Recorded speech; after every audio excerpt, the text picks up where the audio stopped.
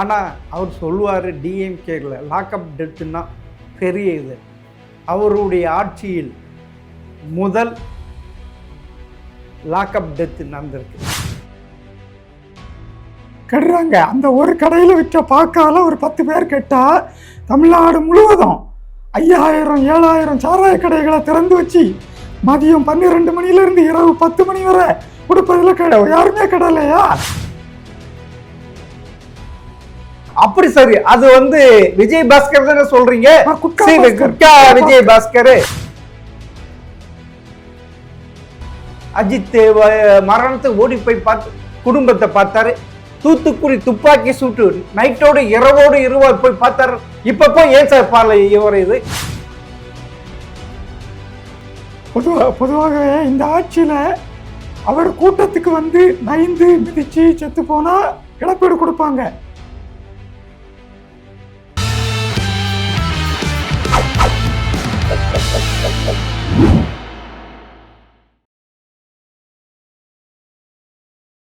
GeM TV நேயர்களுக்கு வணக்கம். மூத்த பத்திரிகையாளர் பச்சைமால் கண்ணன் அவர்கள் சந்திப்பவர். சார் வணக்கம் சார். வணக்கம் ஐயா. சார், புதிய அரசு, அதாவது விஜயின் தலைமையிலான அரசு பதவியேற்று 60 நாட்கள் ஆகிப்போச்சு. ஆனால் அவர் சொல்லுவார் டிஎம்கேல லாக்அப் டெத்துன்னா பெரிய இது. அவருடைய ஆட்சியில் முதல் லாக்அப் டெத்து நடந்திருக்கு. இது அதுவும் மாற்றுத்திறனாளியில் போட்டு இது பண்ணி, இது எப்படி சார் பார்க்குறீங்க? ஆட்சி தான் மாறி இருக்கு, ஆனால் காட்சிகள் முன்ன போலவே தான் இருக்குது. இந்த காவல்துறையினருக்கு அவங்களுக்கு நாம் தான் அதிகாரம் மிக்கவர்கள்ங்கிற ஒரு அந்த மமதை திமிர் அதெல்லாம் குறையவே இல்லை. அதுபோக உள்ளே வச்சு அடித்தாலும் கொன்னாலும் யார் கேட்பா என்கிற ஒரு எக்காலம் இதெல்லாம் அவர்களுக்கு இருக்கத்தான் செய்து அதனுடைய விளைவு தான் இது. எந்த ஆட்சியாளர்கள் வந்தாலும் அது மாறிவிட. காவல்துறை மாறலை. ஆமாம். ஆனால் முதல்வர் மாறுறாங்க. ஆமாம் சார், ரைட் சார். ஆனால் சபரிவர்மன் அவர் ஒரு மாற்றுத்திறனாளி, அவர் ஒரு பொறியியல் பட்டதாரி. அப்படி இருக்க இந்த போதை வஸ்துவை, குட்காவை தடை செய்யப்பட்டு அதை விற்றது சரியா? விற்றது தவறு. ஆனால் அந்த விற்றதற்கான தண்டனை கொலை அல்ல. அதை அந்த தண்டனை கொடுக்க போவதும் நீதிமன்றம், அது சிறைச்சாலை இல்லை. இந்த சிறைச்சாலை இல்லை. சிறைச்சாலையில் 8-10 பேர் சேர்ந்து அடித்து கொன்று அவன் அடித்தது கொன்றது இதெல்லாம் நீதிமன்றத்துக்கு முன்னே. இன்னும் இவர் விற்றார் அப்படி என்பது உறுதிப்படுத்தப்படலை. அது உறுதிப்படுத்தப்படுவது நீதிமன்றத்தில். ரைட் சார், அது நீதிமன்றத்தில். ஆமாம், அங்கே இன்னும் போய் விசாரணைக்கு வரல. ஆமாம் சார். ஆனால் இவர் செஞ்சது தப்பு தானே. இவர்கிட்ட இருந்து எடுத்திருக்காங்க குட்காவை, அது செஞ்சது தப்பு தானே. அவர் ஒரு பெட்டி கடை மாற்றுத்திறனாளி இருக்கட்டும். அதனால் சட்டத்துக்கு புறம்போக எந்த செயலும் செய்தாலும் அது இது இப்படிப்பட்டவர் செய்தால் அது தவறு. தவறு இல்லாம வேற என்ன சார்? இல்ல, இது தவறு. மனிதாபிமானம் பார்க்கணுமா? இங்க எவ்வளவு ஜெனரேஷன் கெடுது, எவ்வளவு இவரு பேர் அவரால் எவ்வளவு பேர் கெடுறாங்க சார். கெடுறாங்க. அந்த ஒரு கடையில விற்ற பாக்கால ஒரு 10 பேர் கெட்டா தமிழ்நாடு முழுவதும் 5000 7000 சாராய கடைகளை திறந்து வச்சு மதியம் 12 மணிலேருந்து இரவு 10 மணி வரை கொடுப்பதில் யாருமே கிடையலையா? இல்ல, ஆல்கஹால் நீங்க சொல்ற அந்த மது சாப்பிடுவதால் அதாவது குட்கா விட அது மோசமானது. குட்கா மிக மிக மோசமானது. குட்கா புற்றுநோய் வரும். இல்ல, ரத்தத்தை உறிஞ்சி அவனை எல்லாம் எந்த விதமான செயல்கள் செய்யலாம புற்றுநோய் வரும், பயங்கரமாக வரும். அதுதான் மிகப்பெரிய இது. ஆனா மதுவால அப்படி ஒண்ணு பெருசா ஒண்ணு இல்ல சார். ஒண்ணு இல்லையா? மதுவால மதிமயங்கி போய் வண்டியில முட்டுவது தற்கொலைப்படையா தெரியுதாங்க தெருவுல. அது ரைட்டு சார். ஆனா சபரிவர்மன் அவரை காவல்துறை இது பண்ணல, காவல் நிலையத்தை வச்சு அவரை அடிச்சு இது பண்ணல. இது ஒரு நீதிமன்றத்தால் கஸ்டடி வச்சு சிறைச்சாலையில் இது நடந்த இது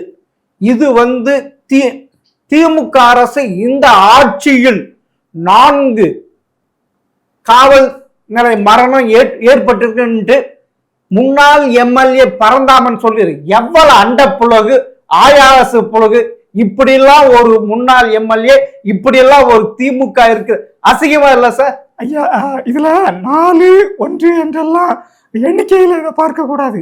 ஒன்று கூட நடக்கக்கூடாது. அதுதான் நேர்மையான ஆட்சி.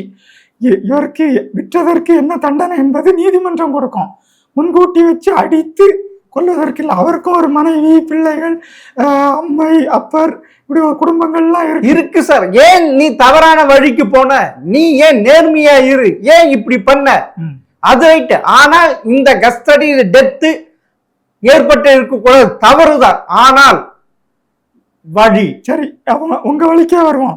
ஒரு 4 பொட்டலம், குட்கா பொட்டலம் வைத்து விற்றதற்கே அடித்து கொள்ளலாம் என்றால் தமிழ்நாடு முழுவதும் 800 கோடி ரூபாய் கையூட்டு வாங்கி கொண்டு தொடர்ந்து தமிழ்நாடு முழுவதும் உங்கள் இந்த புகையிலை பொருட்களை, மெல்லும் புகையிலை பொருட்களை விற்றுக்கொள்ளுங்கள், சட்டவிரோதமானதுதான், ஆனால் நாங்கள் கண்டுகொள்ள மாட்டோம் என்று சொல்லி கையூட்டு பெற்ற அவருக்கு எத்தகைய தண்டனை கொடுக்க வேண்டும்? நீங்க நேரா சொல்றதுக்கு கூச்சப்படுறீங்க, பயப்படுறீங்களா? இவ்வளவு சொன்னதும் இல்ல அப்படி சரி. அது விஜய் பாஸ்கர் தானே சொல்றீங்க? விஜய் பாஸ்கர். ஆமா சார். அது ஒன்னும் கேட்ட அவருடைய கட்சி தலைவர், அவருடைய ஆட்சியில் முதல்வராக இருந்த செல்வி ஜெயலலிதா தடை செய்தது இவரு ஊரு ஃபுல்லா சட்டத்துக்கு புறம்பாக விற்க அனுமதி பண்ணார். சரி, அது 2011, 2020, 2021 2025 ஸ்டாலின் ஆட்சி நடந்ததுல, அது எல்லாமே போதையே தலை விரித்து ஆடிச்சு இல்ல? ஆமா, இவரும் குட்கா விக்குதுன்னு சட்டமன்றத்துக்குள்ள சட்டை பைக்குள்ள வச்சு கொண்டு போனாரு, சட்டையை கிழிச்சுக்கிட்டு வந்தாரு. அவர் எதிர்கட்சி தலைவராக இருக்கும்போது திரு ஸ்டாலின் அவர்கள் திரும்ப அவர் ஆட்சியிலையும் விற்றாரு. ஆமா, இது எவ்வளவு இது உன்னம் கேட்டா அவருடைய கட்சி சேர்ந்த இன்டர்நேஷனல் போதை பொருட்கள், அதுவும் கோடிக்கணக்கு 2000 கோடி ரூபாய் இது பண்ணாருல்ல அவர்களா? இப்படிப்பட்ட இவங்க சொல்றதுக்கு என்ன தகுதி இருக்கு? யாரு இந்த லாக்அப் டெத் மரணத்தை சொல்வதற்கு என்ன தகுதி இருக்கு? உங்களுக்கு ஞாபகம் இருக்க அஜித், திருபுவனம் அஜித் எப்படி பண்ணாங்க? எப்படி லாக்அப் டெத் பண்ணாங்க சார்? சொல்லுங்க சார், அது எப்படி நடந்தது சார்? அதான் காவல் நிலையத்துக்கு கொண்டு போகும்னே வெளியே வச்சு அடிச்சு கொண்டிருக்காங்க. ஆமா, மிளகா பொடி தூவி இது பண்ணி அந்த இது இன்னொரு பட்டதாரி, பொறியியல் பட்டதாரி இளைஞர், அவர் எப்படி இது பண்ணாங்க?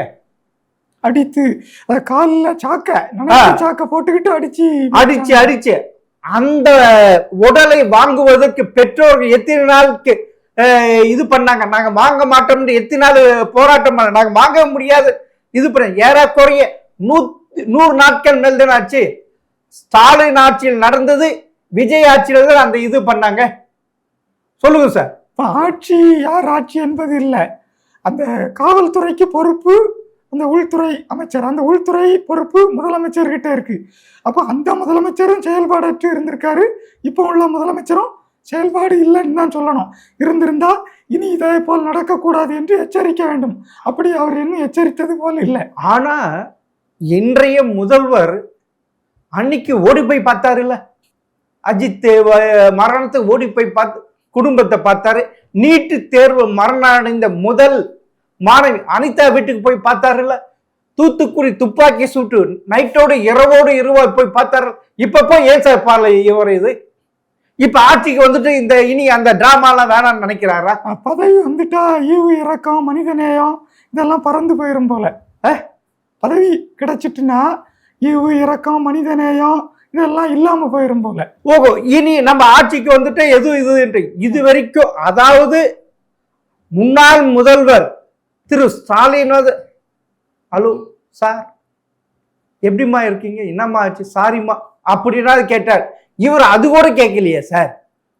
அவருடைய கல் லஞ்ச மனசா இவரு திரு விஜய் அவர்கள்.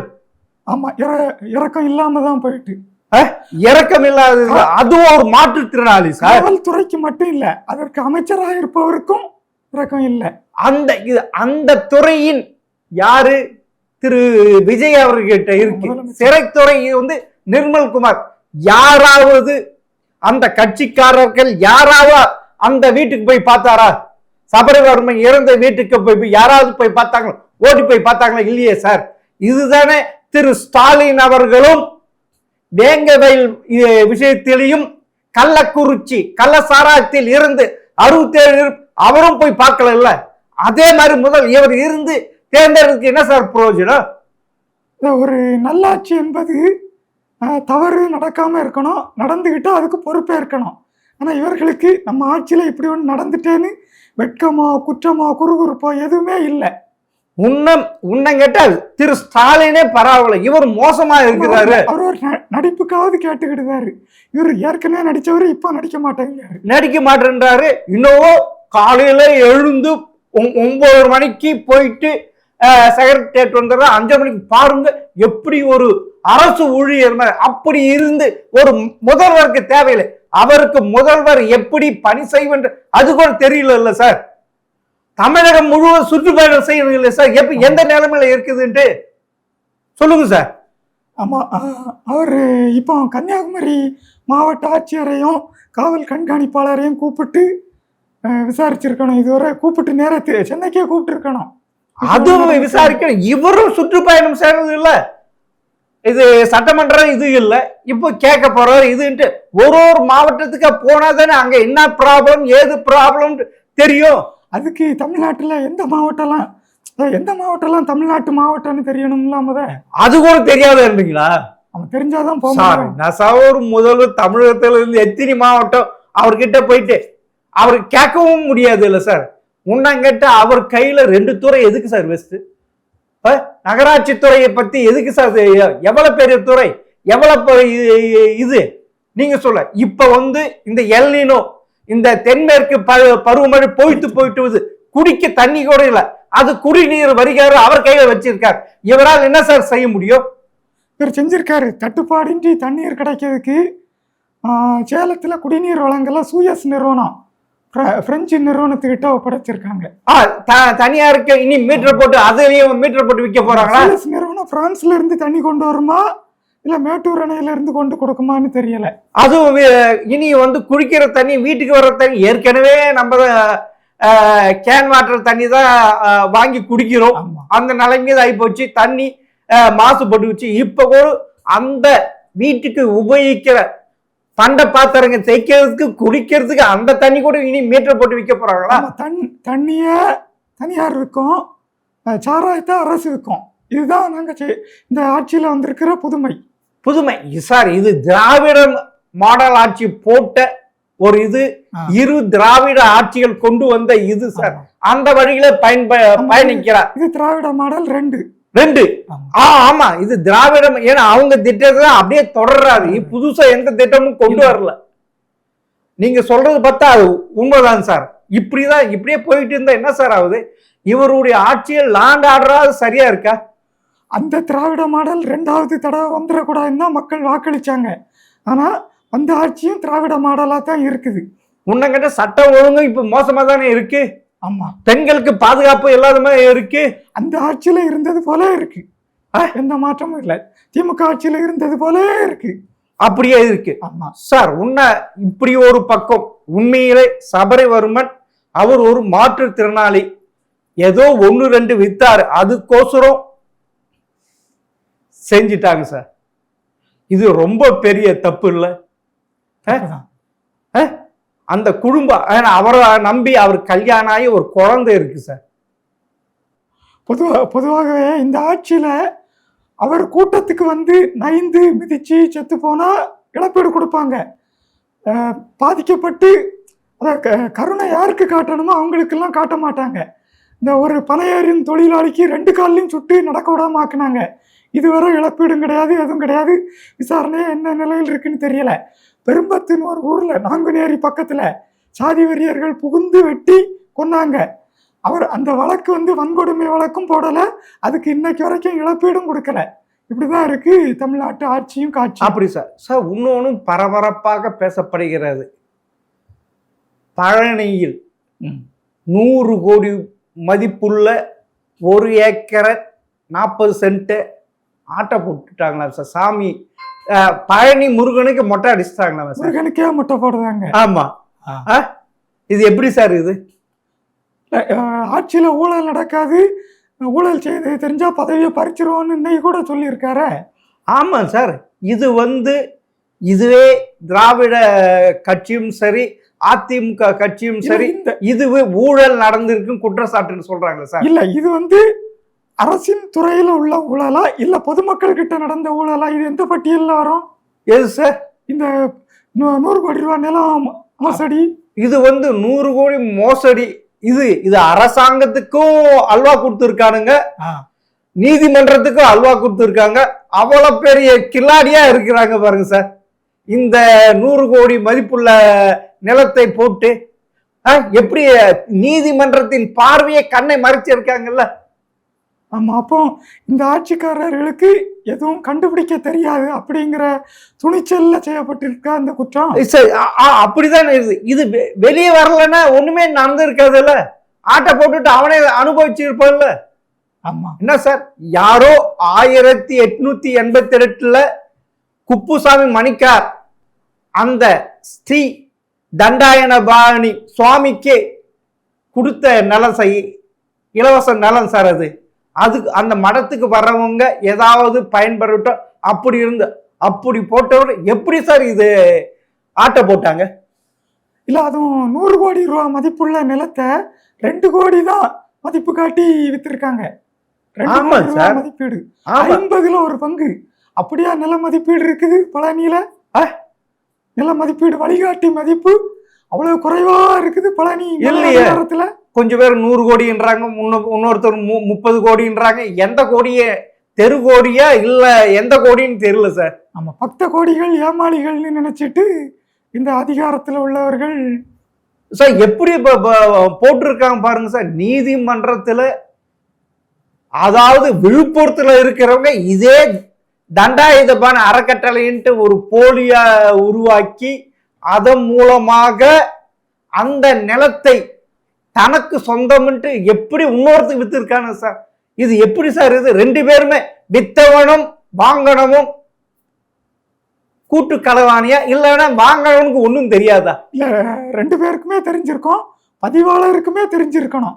தெரியாம இது தப்பு நடக்க வாய்ப்பு இல்லை. Right sir. ஆனா உண்மையில அதுக்கு முன்ன பழனி ஆண்டவர் கோயில் கூடிய அதுக்கு கீழே அன்றதான் இந்த நிலைமை வருது.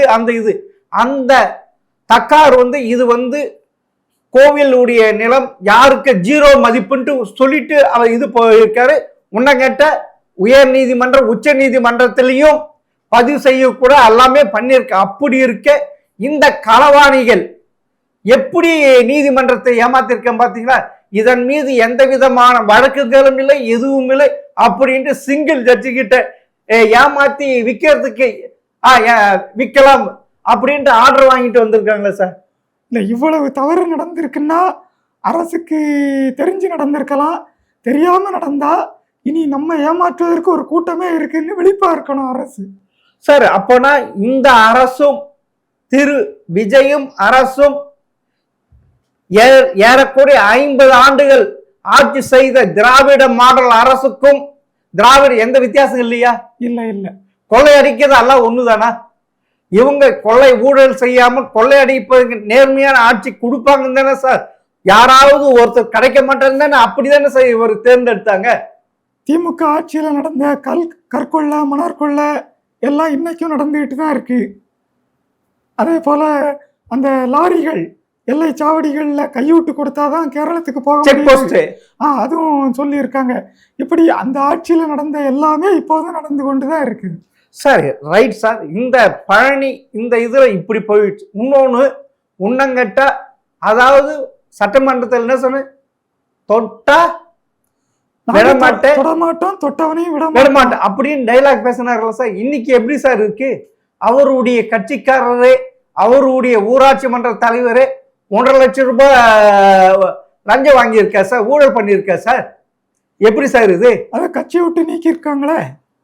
ஓ, கட்சி விட்டு நீக்கினா இந்த கட்சி புனிதர் ஆயிடுச்சு, நாங்க ஊழல் செய்ய மாட்டேன்ட்டா. அதுவும் திமுக பாணி தான். ஏதாவது தப்பு பண்ணிட்டா கட்சி பொறுப்புல இருந்து நீக்குவாங்க. ஆமா சார், திமுகவில். ஆமா சார். அதே பாணி தக பின்பற்றுது. அது கூட வீடியோ வெளியே வந்த பிறகுதானே இது தெரிஞ்சது. எல்லா படம் இது தெரிஞ்சிருக்காது இல்ல, சொல்லுங்க சார். இது தெரிஞ்சிருக்காது இல்ல. இந்த 1.5 லட்சம் ரூபாய் அடிச்சிருக்கான.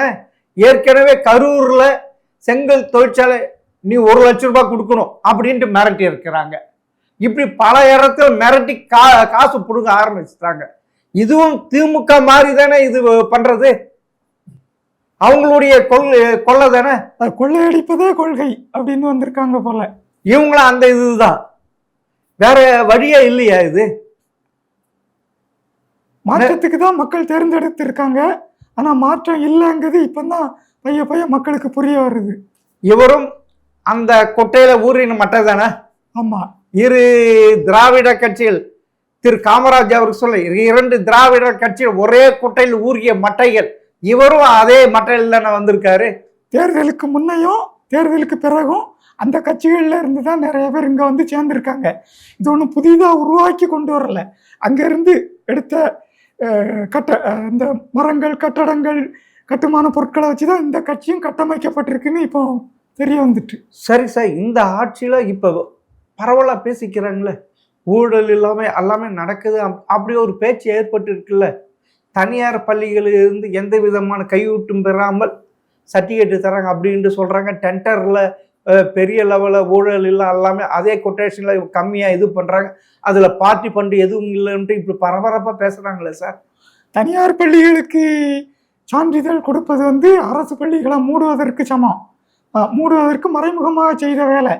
ஒரு ஊர்ல ஏற்கனவே அரசு பள்ளி இருக்கு, அதே ஊர்ல ஒரு தனியார் பள்ளி திறக்கிறதுக்கு அனுமதி கொடுத்தா இந்த பள்ளிக்கூடத்துக்கு சேர ஆள் இருக்காது, மூடப்படும். அதைத்தான் இந்த அரசு திட்டமிட்டு செய்யும். ஆனா தனியார் பள்ளியில் 51% படிக்கிறாங்க சார். அது எந்த கணக்குல எடுத்துக்கீங்க சார்? மக்கள் கிட்ட விழிப்புணர்வு இல்லை. அங்க அதாவது பணம் கொடுத்து படிச்சா நல்ல கல்வி என்று நினைச்சு போய் மந்தையா சாய்தாங்க. ஆமா, இதுல பல பள்ளிகள் சிபிஎஸ் பள்ளிகள் சார், இந்தி சார், மும்மொழி கொள்கை சார். அப்படின்னா இது எப்படி சார்? இது மும்மொழி, அதாவது கல்வியை வந்து 3 மொழி 5 மொழி படித்து தெரிஞ்சுக்கிட வேண்டியதில்லை. ஒரே மொழியில் எல்லா கல்வியும் தெரிஞ்சுக்கிடலாம். அதை கற்றுக் கொடுக்க சரியான பாடத்திட்டங்கள் இருக்கணும். அதை தெரியாதவர்களுக்கு கூட சரியில்லைங்கிறது போல் இந்த மொழியில் நல்ல இந்த பாடம்லாம் இல்லைன்னு சொல்லி ஆங்கிலத்தில் கற்க போகிறாங்க. இப்போ ஆங்கிலம் படித்தாலும் வேலை கிடைக்காது, நம்ம ஹிந்தி படித்தாதான் இந்தியாவின் பிரதமர் ஆகலாம், ஐஏஎஸ் ஆகலாம் அப்படின்னு ஆசை காட்டி தமிழ் கல்வியை ஒழிக்கிறதுக்கு இப்படியான பல காரணங்களை சொல்லிட்டு வராங்க. உண்மையிலே இந்த விஜய் ஆட்சி, தாவேக ஆட்சி 60 நாட்கள் பெரிய அளவில் எந்த வித்தியாசமும் தெரிஞ்சிருக்க இல்லையா சார்? இல்லை, எந்த மாற்றமும் இல்லை, முந்தைய ஆட்சியை போலவே தான் இருக்குது. சரி சார், பொறுத்திருந்து பார்ப்போம். இன்னும் 6 மாத காலம் அவங்களுக்கு வாய்ப்பு அளிப்போம். அதன் பிறகு எப்படி தெரிகிறது என்று தெரிஞ்சிடும் சார். மிக்க நன்றி சார். நன்றி.